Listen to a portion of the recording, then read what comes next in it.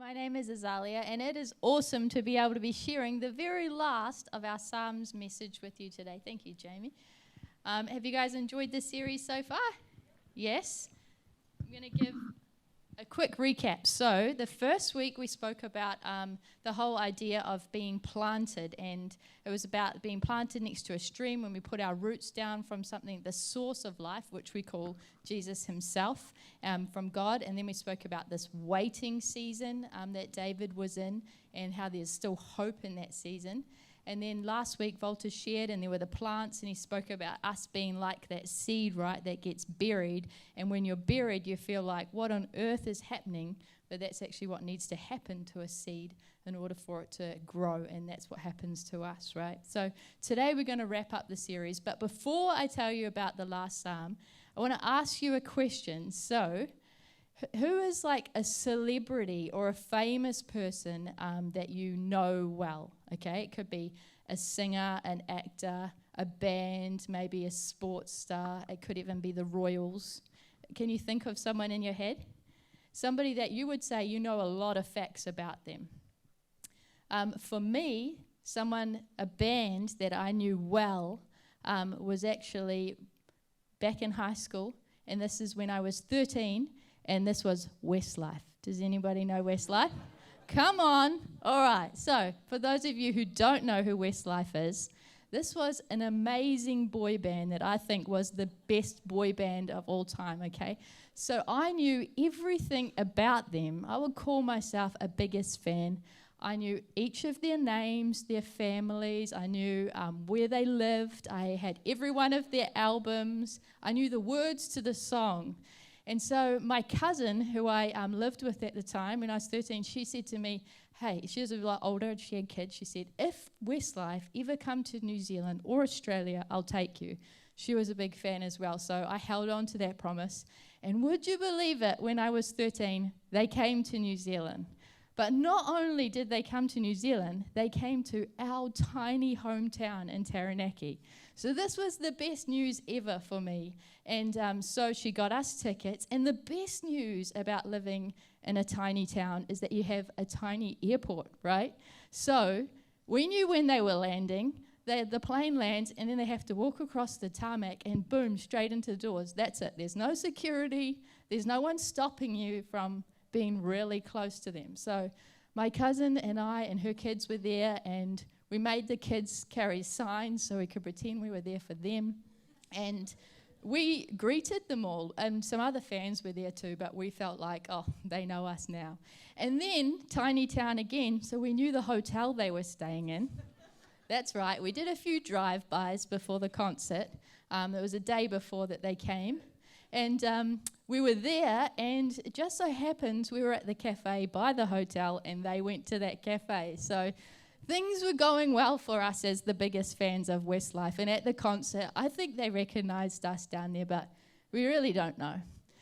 But the thing about it is, as much as I knew them, do you think they knew me back?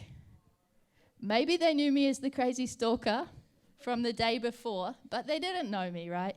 And the thing is that as much as we know about them, especially a celebrity, they don't necessarily know us back. And any relationship is a two-way street, right? They have to know us as much as we know them for a relationship to thrive. So as humans, one of our core, deepest desires is actually to be known, right? To be known personally, to be valued, to be acknowledged, to be somebody to know your name and know your worth.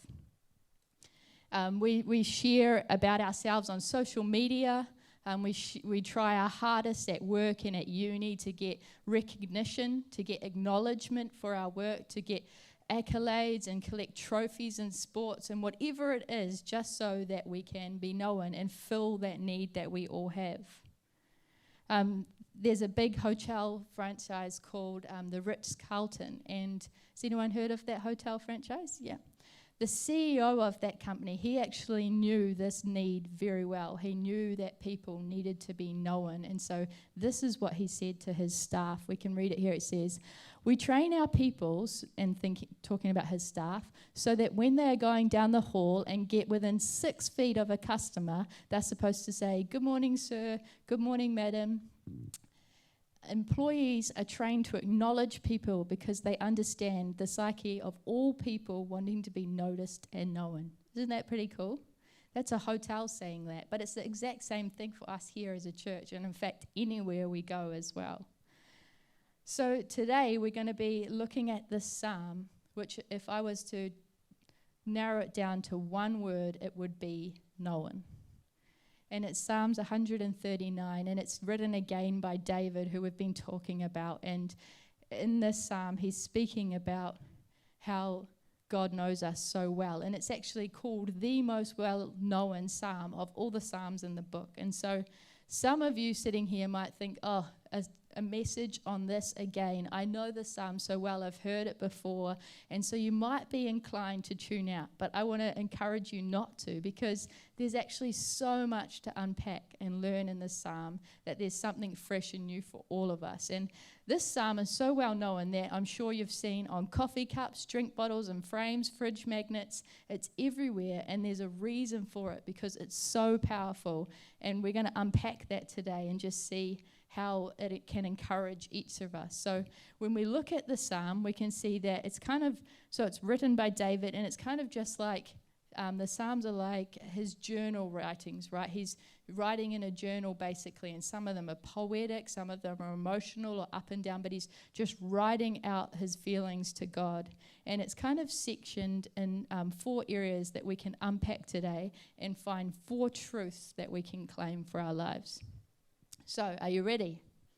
Yes, awesome. I'm going to read the first part to you. It's verses 1 to 6, and it says, "You have searched me, Lord, and you know me. You know when I sit and when I rise. You perceive my thoughts from afar. You discern my going out and my lying down. You are familiar with all my ways. Before a word is on my tongue, you, Lord, know it completely. You hem me in and behind and before. You lay your hand upon me. Such knowledge is too wonderful for me, too lofty for me to attain." Isn't that an awesome psalm? Already it's pretty powerful, right? And it's speaking, the first part of it is interesting compared to the other psalms where David usually starts by writing about his feelings or his emotions or what's going on. He usually starts by himself. And this time he started by proclaiming just how awesome God is. He focuses on the attributes of God, one of them especially the fact that he knows everything about David himself, right? Not in a way like me about Westlife, but in a different way. And this all-knowing power that God is, we call this omniscient, which basically just means that God knows everything. He's all-knowing. And he's saying that God searches me and he knows me. And he says it like it's a fact, right? He just knows this is who God is. This is one of his amazing powers, is he knows me. And before you start thinking, well, actually that's kind of creepy. I don't want him to know everything about me, knowing when I sit and when I stand and stuff. It's not like, Santa knowing when you're awake or being bad or good. It's not like that. It's a God who knows everything about you because he has so much care for you. And the way David explains it is kind of like God is an excavator, right? He's just digging back the layers of you so he can get to know you personally. And it's sort of like he's not just doing a shallow brush over of who you are and then saying, I know you, but he's actually taking his time to slowly search you and search your heart. David's saying, hey, God, I know you know my actions, you know my thoughts, you see my future. And it's amazing to think, not only do you care about humanity as a whole, but you care about me individually as a unique person. God is interested in you, each person sitting in these seats today. And he wants to know your life. He knows everything about you, and yet he still loves you. How many people can you say would do the exact same? The first part of this psalm already shows us the immense grace God has for us, knowing all of our flaws, failures, highs and lows, and yet he still loves us to the point that he wants to know each of us individually. The point and the truth that I think we can take from this section is that God knows you because he sees you. It goes on in verse 7 to 12 where it says this, where can I go from your spirit? Where can I flee from your presence? If I go up to the heavens, you are there. If I make my bed in the depths, you are there. If I rise on the wings of the dawn, if I settle on the far side of the sea, even there your hand will guide me, your right hand will hold me fast. If I say, surely the darkness will hide me, and the light will become night around me, even the darkness will not be dark to you. The night will shine like the day, for darkness is light to you. Let me ask you this question. How many people on earth would you say truly know you? Think about that for a second. How many people truly know you individually? Like they know the highs and lows you, the emotional you, the failures and fears you, the insecurities you, the moody you. Put your hand up if you would say probably about 30 people. Not many? How about 20 people? Some? How about 10 people in your life? Probably know you, yeah, a few? Okay, put your hand up if you'd say 5 or less people know you that way. Yeah. The most common is actually 1 to 3 people know you that way, and even that is a rare gift. And I think one of the reasons that there's such few people who truly know us like this is actually to do with that, what our greatest desire is as well. So our greatest desire is to be fully known, but also it's our greatest fear, because to be fully known actually requires us to be fully vulnerable, to be real, raw, and open. And none of us really like doing that because we're afraid that if we do, and we let someone in to see the unfiltered version of us, the real, raw us, that they might not like us anymore. Any good relationship requires proximity, right? Requires being connected and in the same space as that person. It's hard to have a relationship when distance is a factor, would you agree? Put your hand up if you experience long distance relationships. Yeah, it's a challenge, right?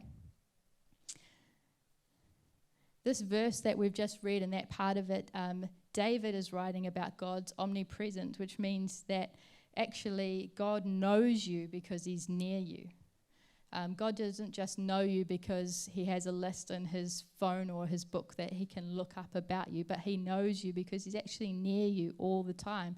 As we just read, David was saying, like, he knows you personally, and I could go from as far as one point of the earth to the opposite side, and God would still go with him there.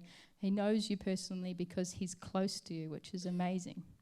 He's not a distant God at all, even though that's sometimes how we feel. It's actually us that move away from him rather than the other way around. The last part that we just read in that verse spoke about darkness. And there was a time when I was 13 years old and we lived on a farm in Taranaki, and my parents decided to build a sleep out for me and my brother, one of my brothers, to live in our rooms, right? So it was pretty cool. They built us our own bedrooms with our own bathroom, except it was 150 meters away from the house, which I don't know why it had to be that so far. I don't imagine I was the most loud of teenagers. Maybe my brother was. And it was cool. We had our own space. But the reason that it wasn't cool is because at nighttime, you had to leave the cozy, warm house and go in the pitch black with your gumboots all the way to our room that was dark. And being on a farm, it was really dark. There was no street lights. You couldn't see any other houses around. If the moon wasn't out, basically you were in real darkness. And I was afraid of the dark at 13 because every time I'd go out there, I would hear these weird noises. Most of the time it was cows, sometimes possums, but you never knew, and your mind would go crazy. So my mum would have to stand on the veranda with the porch light on, and I would walk across the paddock. Then when I get onto my veranda, I'd yell out to her. She'd wave, turn the light off, and that was it. We had to do that every night. And you guys might think, well, you're not afraid of the dark anymore. And thankfully, I'm not anymore either, just in case you were wondering. But we might not be afraid of the dark, but we actually still have darkness in us.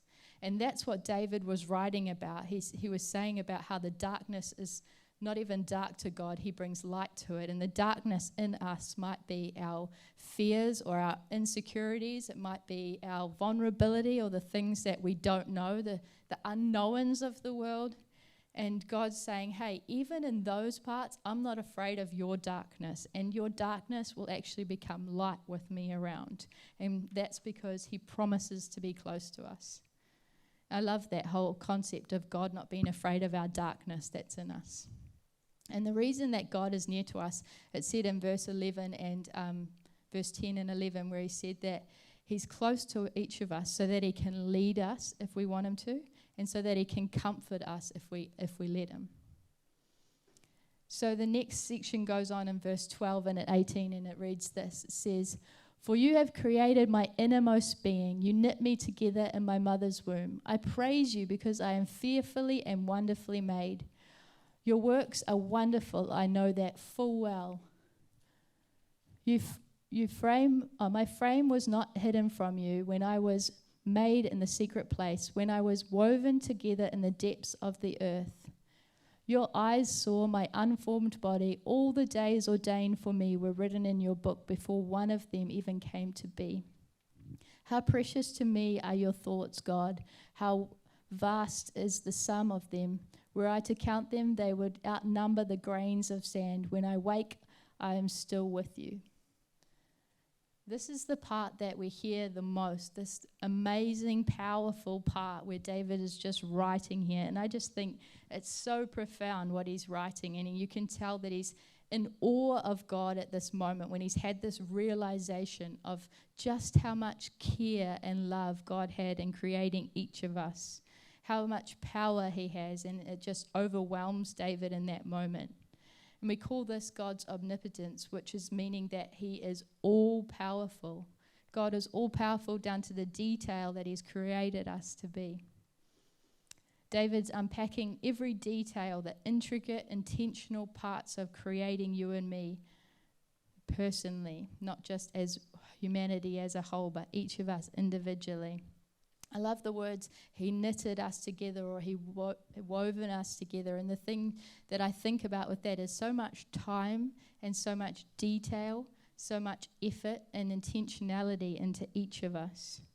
And if any of you sitting here today have ever thought that you're here by mistake, or that you don't have a purpose or a plan, or that God doesn't care about you, you need to read that psalm again and again, because honestly, it just shows how much intention, care, and purpose and plans God has for you, and uniquely you as well. Isaac Newton, a great mathematician and scientist, said, "In the absence of any other proof, the thumb alone would convince me of God's existence." If you just look at how detailed even our thumbprint is, it's so detailed, it's so much individuality and uniqueness just in that, and that's just part of something God did creating us. In this section, I think the truth that we can learn from it is that God knows you because he made you. We can see God's fingerprint on each of us because we were created in the image of God. It's like a great architect who designs a building. He knows every aspect of the building, the purpose and plans, what each room is built for. And it's the same with us personally. God is the great architect of our life, and he knows exactly what we were built for. Why wouldn't you want somebody like that to tell you what your life is actually for and the best life you can live? I like to think of it like a rally car, okay? Imagine you have the best done-up rally car. Maybe it's the Subaru, which is my favorite. And if you were in a rally race, you wouldn't want just any old mechanic to come along and fix your car, would you, if you're having issues with it? You wouldn't just go to the mechanic down the road that a friend suggests. You would actually go to the person who designed that rally car, the person who is trained and equipped to actually fix it so that it could perform at its best. And it's the exact same with us in our life. How often are we just listening to the person next to us, the mechanic down the road, telling us how we should live our life best instead of God, who actually intentionally designed each of us? I love the verse 16 and 17 where God has a plan for us, even down to the smallest detail of the unformed you and me in our mum's tummy. He has made us with such care and detail to the point that we were born with 270 bones on average, and then it even forms into 206 bones as we're an adult. And that's so many detail, and not even just stick with one, but to even show that as we grow, they can fuse together as well. And the human eye is amazing too, just another little glimpse of the detail God put in. The best commercial camera at the moment is available, takes a picture with 50 megapixels. It costs thousands of dollars, and yet the human eye alone can capture a picture in a moment in 576 megapixels. This is just how limitless God's power is, and just a few little glimpses of the intention and detail he puts into making you and me. That's why we can say he knows you, because he made you. The next part is verse 19 to 24 that wraps up this psalm that David's writing. And we can read here, it says, "If only you, God, would slay the wicked. Away from me, you who are bloodthirsty. They speak of you with evil intent. Your adversaries misuse your name. Do I hate those who hate you, Lord, and harbor those who are in rebellion against you? I have nothing but hatred for them. I count them my enemies. Search me, God, and know my heart. Test me and know my anxious thoughts. See if there is any offensive way in me, and lead me in the way everlasting." This verse, the beginning of it, seems to catch us off guard. It takes us out of nowhere. We see God saying this prayer, and he's just been saying how amazing God is, how overwhelmed he is by the detail and care God puts into our lives, how God knows everything. And then he just starts talking about hatred and bloodthirsty people and asking God to just get rid of them. It seems like it doesn't fit, right? But in this prayer, although it's violent and vulnerable, we see humanity and realness, and that's exactly who we are as well. David wasn't perfect, and basically he had such a relationship with God that he was comfortable enough to just lay it out on the table like that and say, God, actually, I hate these people, these enemies, and it would be so much easier for me to follow you and to follow the plans and purpose you have for me if you would just get rid of these evil people in my life. And often we feel the same, and it would be easier, right? But how many of you would be so afraid to even speak to God in such an open, raw, and honest way? Communication is essential, as we spoke about before, in actually getting to know someone. And by this point, David actually knew that, and he had that relationship to be able to speak open and honestly with God. The second part in verse 23 and 24 that we just read is the search me, God, and know my heart. And this part is like David having this realization, and he surrenders. And when we think of the word surrender, we often think it's actually a negative thing, like it's like giving up, or it's like giving in, or it's like waving a white flag, right? And that's not natural for us. I know it's not natural for me. I don't like giving in at all. I want to share with you a story where that exact thing happened, where I didn't want to surrender, and this happened about 10 years ago. So my brothers and I and some cousins were actually in this really difficult situation, and it involved stressful financial situation, some property decisions, some banking, and yes, we were a few hours into the game of Monopoly. And this game has actually ruined more relationships than we'd like to admit, right? Put your hand up if you've experienced that. Yes, that's right. I have never played this game since then, 10 years ago, because this story was my moment of a relationship being utterly ruined. So I'm playing this game with my brothers and my cousins, and it was over Christmas break. And one of my brothers, he just got so into this game, right? Like he was dominating, and still he just became so nasty. And he took it so serious, he started to attack my younger cousin, who was much younger than us, and it just so happened that my younger cousin was the banker as well.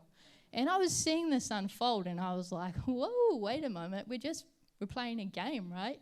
And apparently it wasn't a game and I was wrong. And it actually stopped my brother and I for speaking for 3 whole months over a stupid board game. Sorry if you like the game. But it wasn't my choice, but I could have surrendered. I could have gone and said, hey, don't you think it's gone on long enough now? Like, let's let it go. But I didn't. I just waited till he had calmed down, which wasted 3 whole months of our relationship. How many times do we find ourselves holding on to something, our own ideas or our own way or just being right, rather than letting God tell us exactly what's the better option and us surrendering to that? See, David had decided that he wasn't going to be like this anymore, trying to do things his own way. And that's why in the second part, in those last 2 verses, we see him actually surrender. The last 2 verses is actually my favorite part, and I think that the truth that we can pull from it is our response. We see David's responses to surrender, and what is ours? David seems to have had this realization of who God actually is, not just knowing all about him like we do when we know about a celebrity, but knowing him personally. He became a personal God to him. And he finishes the psalm actually in such a profound way, because he finishes it the exact same way he started it. The beginning read this: Lord, you have searched me and you know me. He stated it like facts, like, yeah, God knows us, he searches us, that's who he is. He's an all-knowing God. But he spoke about this God as a whole, right? And then he finishes it like this: search me, Lord, and know my heart. And the thing that I love, as we can see throughout this psalm, is that God moved from this God as this big God, someone out there, to this personal God. And David had this realization, and then he moved to this invitation of search me, Lord, and know me. He moved from the facts of who God is to this personal invitation to God. And I absolutely love that part, because that's exactly what God wants each of us to do. And the verse goes on, and he said in it like, hey, search me, God, know my anxious thoughts. If there's anything ill-fitting in me that's taking me away from growing in my relationship with you, then take it away. I don't want it anymore. He said, take away my enemies, do whatever it is. And he knows already that God had searched him at the beginning, but he actually invites him now to search him again. He says, research me, God. Dig out anything in me that is getting in the way of my relationship with you, of me knowing you more personally. I know who you are now, and I want to follow your plans for my life. What would it look like if you and I prayed that same prayer? Search me, God, know my heart, know my anxious thoughts, and remove anything offensive out of my life that's in the way between you and me connecting. The way I see it is that actually we have 2 choices. The psalm pulls out that we have 2 choices. The first is that we can surrender to God, the one who knows you because he sees you, the one who is near you and close, and the one who made you and has a purpose and plan for you. Or we can resist him and do things our own way. The choice is ours, but if we have to make it today, which one would you choose? I know which one I'd choose, and it's choosing to ask God to search me, but it's not a one-off event. It's actually asking him to search me and know me daily. Take away anything that is building up in my life, any walls and any bitterness that is there. Take it away daily.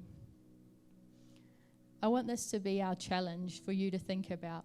Would you be bold enough to pray that same prayer and say, God, search my heart and know me, know my whole anxious thoughts and everything about me? Today we're going to listen to a song that's going to be sung by our friend Georgia. Georgia, you want to come up here? And this song is actually one of my favorite songs, and I can never listen to it without just crying, because it just sums up this psalm, sums up what God knows about us, how much he loves us. And while Georgia sings this song, I want you guys to be thinking about, would you pray that prayer? Would you be willing to take your next step in your faith and say, God, search me?